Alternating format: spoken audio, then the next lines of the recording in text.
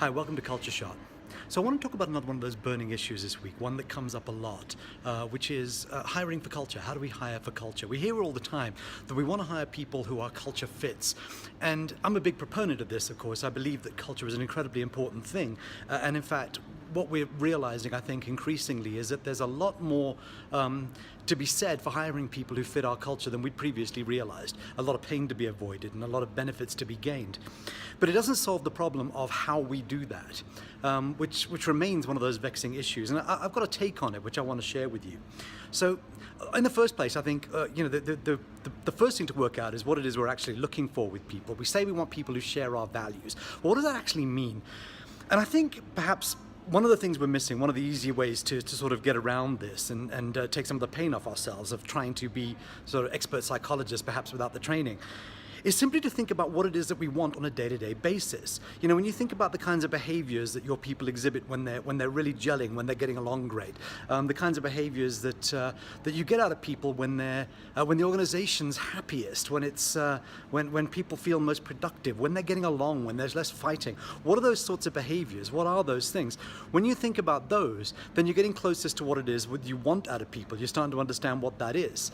And equally, what are some of the things when the organization isn't happy, when it's all starting to fall apart and feel a little bit uncomfortable, when it's feeling, sort of stressful and it's not a great place to be? What are the behaviors that are in place then? What are those? And those are the things that you're, of course, trying to avoid.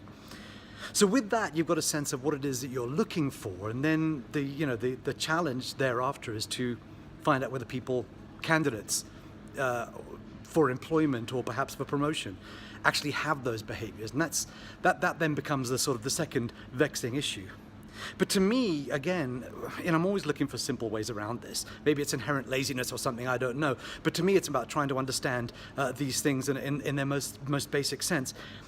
And I reckon what we perhaps are doing wrong is that we're putting too much pressure on ourselves to be too clever. We're trying to sort of, through a series of questions and a series of interactions through the interview process or something like that, trying to work out whether people actually have the kinds of values that we want them to have, or that they can maybe, even once we've understood those behaviors, that they have those sorts of behaviors that we want them to have.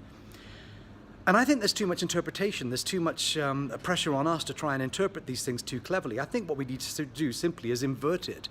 What we do is we describe the culture to those candidates for employment or promotion. We describe the culture to them. We tell them, this is what it is, this is the kind of thing we're looking for. And when the organization's particularly happy, this is the kind of thing that we're getting out of them.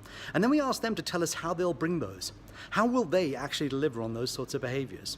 I mean, at the end of the day, getting them to think about how they fit inside the culture and how they can deliver on it and be a major part of the culture is what we want in the first place, isn't it?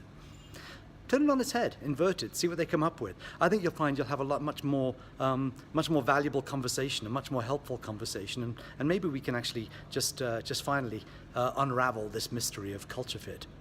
That's my thought for the week, and have a great week.